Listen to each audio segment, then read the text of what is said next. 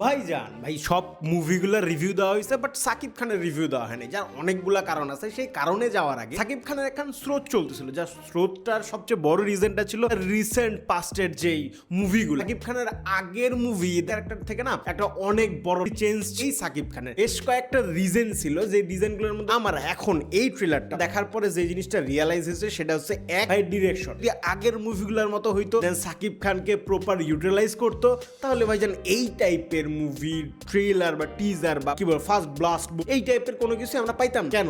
আসতেছে সেই বিষয়ে সাকিব খানের যে ফ্যান বেসটা ছিল সেই ফ্যান বেসটা অনেক আগের ছিল এবং সেই রুরাল এরিয়ার যে মানুষগুলো ছিল অন্যরকম ভালোবাসতো। সাকিব খানের সিঙ্গেল স্ক্রিনের যে হোলটা সেটা অনেক বেশি ছিল। এই সাকিব খানের যেই রিসেন্ট 23 থেকে 2025 প্রিয়তমা, যেখানে ডিরেকশন যেমনই হোক তার অ্যাক্টিং লেভেল দ্বারা আমাদেরকে একটা হিন্ট দিয়ে দিছিল যে ভাই যে জিনিসটা আসতে যাচ্ছে সেটার জন্য কেউ প্রস্তুত ছিল না। কারণ সাকিব খানকে এইরকম এইভাবে এর আগে কখনো কেউ রিপ্রেজেন্ট করতে পারে নাই। তার অ্যাক্টিং থেকে শুরু করে তার যে মেকআপ আর্টিস্ট যারা বলি বা তাকে যে আমাদের সামনে প্রেজেন্ট করছে যে বৃদ্ধ লুক যথেষ্ট ছিল সাকিব খানকে বোঝানোর জন্য যে ভাই সাকিব খানকে যদি ভালোভাবে ডিরেকশন দেওয়া যায়, সাকিব খানকে যদি ভালোভাবে ইউটিলাইজ করা যায় তাহলে ভালো কিছু হইতে পারে। সেই প্রিয়তমা থেকে শুরু করে দেন এরপরে একটার পর একটা যে মুভিগুলো আসলো রায়হান রাফির থেকে শুরু করে ভাই প্রত্যেকটা জায়গায় একেবারে ধামাকা মাচায় দিছে। প্রত্যেকটা সেক্টরে সাকিব খানের তাণ্ডবের কথা, আমি যদি বলি তুফানের কথা, এই দুইটা না মাস এন্টারটেইনমেন্ট জগৎ এত সুন্দর করে গ্র্যাব করছিল যেটা বলা বাহুল্য। যেখানে রায়হান রাফির অনেক বড় একটা ভূমিকা ছিল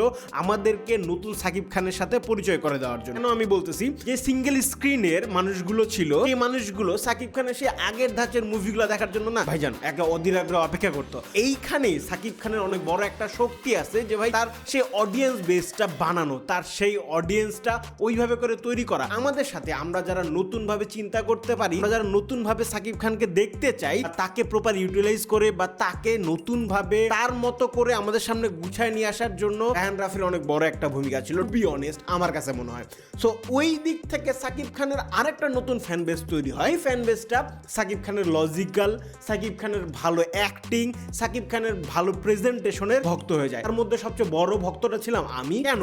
কারণ হচ্ছে সাকিব খানকে ওইভাবে করে রিপ্রেজেন্ট করা হয়েছে, তার ইউটিলাইজেশন, তাকে প্রপার সময় দেওয়া, তার অ্যাক্টিংটা আমাদের সামনে প্রেজেন্ট করা, সে কি পারে সেটাকে দেখানো, এই জিনিসটার ভক্ত যে কেউ হয়ে গেছিল। রিসেন্ট পাস্টের যে মুভিগুলো সাকিব খানের আছে সেই মুভিগুলো আমি বলি তাণ্ডবের কথা, বরবাদের কথা, তুফানের কথা, ওই দিক থেকে একটা জিনিস বলতেই লাগে সাকিব খানের নতুন যে ফ্যান বেসটা ছিল এক্সপেকটেশনটা সবসময় এখন হাই থাকে। প্রথমত হচ্ছে মেগাস্টার সাকিব খান বাংলাদেশের একমাত্র যে ভাইজান মানি ব্যাক গ্যারান্টি দিতে পারে, টু বি অনেস্ট একমাত্র স্টার যে মানি ব্যাক গ্যারান্টি দিতে পারবে। সেই মানুষটার কাছ থেকে আমরা যারা অডিয়েন্সরা আছি বা আমরা যারা ভক্তরা আছি কি এক্সপেক্ট করব? অসাধারণ কিছু হবে, সেটাকে আমরা ধরেই নিব যে ভাই টপ লেভেলের আসবে। সেখান থেকে যদি বিন্দু মাত্র কিছু কমতে আসে না ভাই যারা আমাদের মধ্যে অনেক বেশি কিন্তু থাকে, তবে সেই বিন্দুটা যে এত বড় একখান গ্যাপ তৈরি করবে সাকিব খানের এই প্রিন্স মুভি ট্রিজারটা বা ব্লাস্ট যেটাকেই বলি আমি, ডিসঅ্যাপয়েন্টমেন্টের একখান চরম পর্যায়ে নিয়ে গেছে। রাগ লাগার বা আমার বিরক্ত হওয়ার সবচেয়ে বড় রিজনটা হচ্ছে একে তো সাকিব খান, দ্বিতীয়ত হচ্ছে মুভি আমাদের বাংলা ইন্ডাস্ট্রির বিষয়। এখন যদি মুভিটাকে প্রপার ভাবে এডিট না করে বা প্রপার ভাবে ভিএফএক্স এর ওয়ার্কটা শেষ না করে আমাদের সামনে তাড়াহুড়ো করে ভাই একখান মুভি ট্রিজার আমাদের সামনে প্রেজেন্ট করে বলে যে ভাই সাকিব খানের একখান ট্রিজার আসতেছে, তোমরা রেডি থাকো, চলে আসো, হয়ে গেল, সেটাকে মুছে মাছে যদি প্রেজেন্ট না করে, প্রমোশনাল ম্যাটেরিয়াল গুলা যদি সুন্দর করে প্রেজেন্ট না করে, তাহলে আমরা এই আগ্রহটা দেখাবো কিভাবে? আমরা যারা নতুন প্রজন্মের তার ফ্যান বা সাকিব খানের এরকম ভক্ত, তারা না অনেক বড় ডিসঅ্যাপয়েন্টমেন্টের শিকার হয়েছে এই যে টিজারটা বা প্রি ব্লাস্ট বলি এইটার জন্য। এটা ভিএফএক্স ওয়ার্কও সুন্দর করে হয় নাই। সবচেয়ে বড় যে চোখে লাগার বিষয়টা ভাই মেশিন গানের বিষয়টা,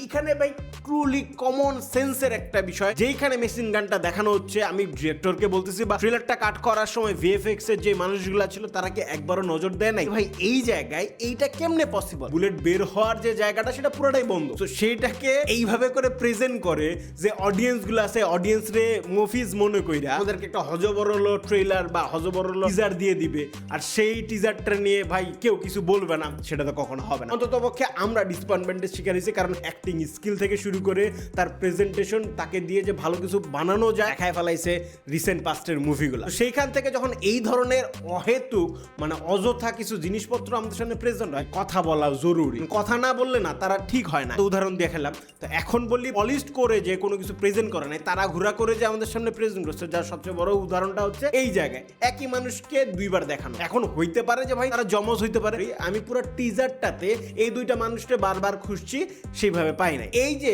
জিনিসগুলো, এর যে ডেপথ অফ ফিল্ডের যে বিষয়টা, সেটা পুরো ভিএফএক্স এর মধ্যে কোথাও আমি দেখি নাই। পুরো ব্লাস্টের যে সিকোয়েন্স গুলো, সেখানে তো ভাই মায়ের বাপ অবস্থা পুরো টিজারটার মধ্যে। আর হ্যান্ড গানের যে বিষয়টা, যেটাকে নিয়ে এত হাইপ চলতেছে, হাইপের বেশ কিছু জায়গায় একেবারে ডিসঅ্যাপয়েন্টমেন্টের চরম শিখরে পৌঁছে গেছে। একটা সিকোয়েন্সে আমরা দেখি টিজারটার মধ্যে যেই জায়গায় ভাই সাকিব খান পুরো একখান বিল্ডিং এর মধ্যে সামনে যে মানুষগুলো আছে মাইরা উড়ায় ফেলাইতেছে। এখন এই মাইরা উড়ায় ফেলানোর সময় ভাই এক একজনের দেখি আমি দুধি মুদি ভাই লাল হয়ে গেছে। এখন সে ভাই রক্তই মুতলো নাকি ভাই তার গানই লাগলো, এই জিনিসটা আমরা ফিল করতে পারি না। কারণটা কি? সে ডেপথ অফ ফিল বা সেই এডিটিং স্কিল, সেই ভাইজান পলিশের জায়গা। এটা অনেক বড় স্কেলের কোনো কিছু প্রেজেন্ট করার চিন্তা ভাবনা করছিল, বাট সেটা ওইভাবে করে ইউটিলাইজ হয় নাই। এইবারে সেই দ্বিতীয় সিকোয়েন্সে যেই জায়গাতেও এই মেশিন গানেরই একখান প্রয়োগ আছে, যেখানে সামনের পুলিশগুলারে মারতেছে, পিছনের পুলিশগুলা দাঁড়ায় দেখবে। চিন্তা করছে কেউ যে এই জিনিসগুলা যখন আমরা স্ক্রিনে ফুটায় তুলবো বা যখন আমরা এত বড় একটা ফ্যান বেসের সামনে নিয়ে আসবো, সেই ফ্যান বেসরা কথা বলবে না মনে করে কেউ? এখন যদি এই বিষয়গুলো নিয়ে কথা না বলা হয়, সাকিব খানের যে অসাধারণ মুভিগুলো আমরা রিসেন্ট পাস্টে দেখছি, সেই মুভিগুলোকে না অবমাননা করা হবে। কারণ এই মানুষ খান তার সর্বোচ্চটা দিয়ে আমাদের একটা মনে জায়গা করে ফেলছে। তো এখন সেই মনের জায়গাটাকে যখন এরকম অহেতুক অযথা কিছু জিনিসপত্র দিয়ে মানে একদম মানে মায়ের বাবা অবস্থা করে ফেলায়, তখন তো ভাই কিছু বলার না। হ্যাঁ, হইতে পারে তারা মনে করছে সাকিব খানের অডিয়েন্স সেই আগের মতোই আছে, ভাই নতুন সেই অডিয়েন্স গুলা আগ্রহ পায় না মুভি দেখার জন্য। তারা যদি মনে করে তাহলে ভাই জানার কিছু বলার নাই। বর্তমান যুগে এই টাইপের অযথা জিনিস মানুষের সামনে, সোশ্যাল মিডিয়ার সামনে নিয়ে আসো, সেটা নিয়ে ট্রোল হবে, সেটা নিয়ে কথাবার্তা হবে, সেটা নিয়ে ভাইজান একখান ব্ল্যাকলিস্ট তো খাইতেই লাগবে। এখন এই শিক্ষাটা যদি না নিয়ে তারা মনে করে যে ভাই আমরা যেমন আছি তেমনই রিপ্রেজেন্ট করবো, তাহলে ভাইজান কিছু বলার নাই। সাকিব খানের প্রিন্সের এই টিজারটা সত্যি কথা বলতে গেলে ডিসঅ্যাপয়েন্টমেন্টের একখান চরম শিখরে পড়ে। এখন ভাই অনেকগুলা মুভি আসবে এই ঈদে, তো আমরা যারা অডিয়েন্স আছি তারা হাতে যদি লিস্ট করতে বলা হয় যে ভাই কোন মুভিটাকে প্রথমে রাখা হবে, কোন মুভিটাকে লিস্ট অপশনে রাখা হবে, সেখানে আমার বটমেই থাকবে সাকিব খানের এই প্রিন্স। অনেক সাকিবিয়ান এখন রাগে যাবে, অনেক সাকিবিয়ান এখন বিরক্ত হবে, বাট তোমাদেরকেও বুঝতে হবে এই বিষয়গুলো যে ভাই এখন যদি এই বিষয়গুলো নিয়ে ক্রিটিসাইজ না করো, সাকিব খানের এই কাজগুলাকে নিয়ে যদি কথা না বলো, পরবর্তী যে কাজগুলো আসবে সাকিব খানের সেই কাজগুলাকে নিয়ে না ভাই তোমার সত্যি কথা বলতে গেলে আদার্স যেই অ্যাক্টরদের কাজ নিয়ে একটু হিংসা হবে। সো প্রথমে এই ভুলগুলো ধরায় দাও, বা এই ভুলগুলো নিয়ে যারা কথা বলতেছে তাদেরকে অ্যাপ্রিসিয়েট করো। তাদের এই কথা বলার দরুনেই ভাইজান সাকিব খানের প্রত্যেকটা জিনিসই ঠিক হবে। কারণ সাকিব খান বাংলাদেশের one of the most favourite অ্যাক্টরদের মধ্যে একটা, one of the most aggressive actor. আমাদেরকে এই কমার্শিয়াল জগৎটার সাথে পরিচয় করায় দিছে ভাই কিভাবে মাস এন্টারটেনমেন্টের কোনো কিছু দেখানো যায়। ওই দিক থেকে এই জিনিসটাকে মাথায় রাখতেই লাগবে। সাকিব খানের যেই কাজগুলাকে আসবে ভালো যেরকম আমরা বলবো, দেন সেটাকে ভাই খারাপ কাজগুলাকে ভাই তার ভুলগুলো ধরায় দেওয়ার দায়িত্বটা আমাদের। যদি ভাই ব্যাকল্যাশ পরে বা যারা সাকিবিয়ান ভক্ত আছে যদি বলে যে ভাই তুমি এটারে কেন নেগেটিভ ভাইবের প্রেজেন্ট করলা বা নেগেটিভ আকারে প্রেজেন্ট করলা, তার অনেকগুলো রিজন। জাস্ট ভাইজান উপরি পুরো টিজারটাকে দিয়ে দিলাম।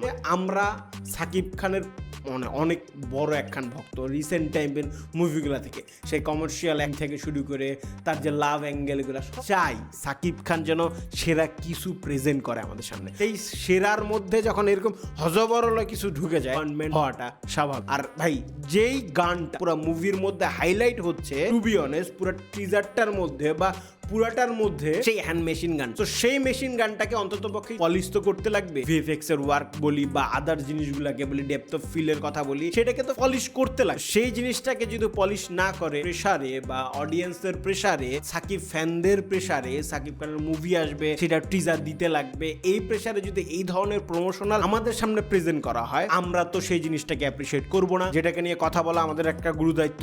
আমি এখন পর্যন্ত সেটা নিয়ে কথা বলতেছিলাম না, কারণ আমারই নিজেরই খারাপ লাগতেছিল যে মানুষটাকে রিসেন্ট টাইমে এত সুন্দর সুন্দর কাজ করতে দেখছি, সেই মানুষটার কাজ এই টাইপের প্রেজেন্ট হবে, সে আগের ধাঁচে চলে যাবে, সে আগের রূপে প্রেজেন্ট হবে। এটা সত্যি কথা বলতে গেলে আমি তো মানতে পারতেছি না। এখন আমি জানি না কার কি অবস্থা বা কে কি বলবে, কমেন্টে কে কত গালাগালি দিবে, সেটা আমার দেখার বিষয়ই না। সো জাস্ট একটাই কথা বলবো যে সাকিব খানকে প্রপার ভাবে ইউটিলাইজ করো, দেন সাকিব খানকে তার প্রপার অ্যাক্টিংটা রিপ্রেজেন্ট করার চেষ্টা করো। কারণ এখন পর্যন্ত যে অ্যাক্টিং গুলো দেখছি, যে লাফালাফি কুদ্দা জিনিসপত্রগুলো দেখছি, যে ডিরেক্ট ইনজেকশনের কথা বলে সেটাতে খামতি টিজারটাতে বা পুরা প্রিব্লাস্টটাতে রিপ্রেজেন্ট করছে। এখানে তারা কি করতে পারতো? অসাধারণ কোনো কিছু করতে পারতো, ভাই গ্যাংস্টার টাইপের কোনো একটা মুভি যেখানে ঢাকার কালচারটাকে, ঢাকার লোকাল কালচারটাকে রিপ্রেজেন্ট করবে। তো সেই লোকাল কালচারটাকে যেভাবে রিপ্রেজেন্ট করা সাকিব খান পুরো ভাইব আকারে রিপ্রেজেন্ট হইতো। তো তুফান আর তাণ্ডবে যে জিনিসগুলো আমরা দেখছি সেটা থেকে একটা জিনিস প্রমাণিতই হয় যে সাকিব খান পারবে মানে পারবে। তো সেটাকে ভালোভাবে ইউটিলাইজ করলে হইতো না। জানি না কার কি অবস্থা।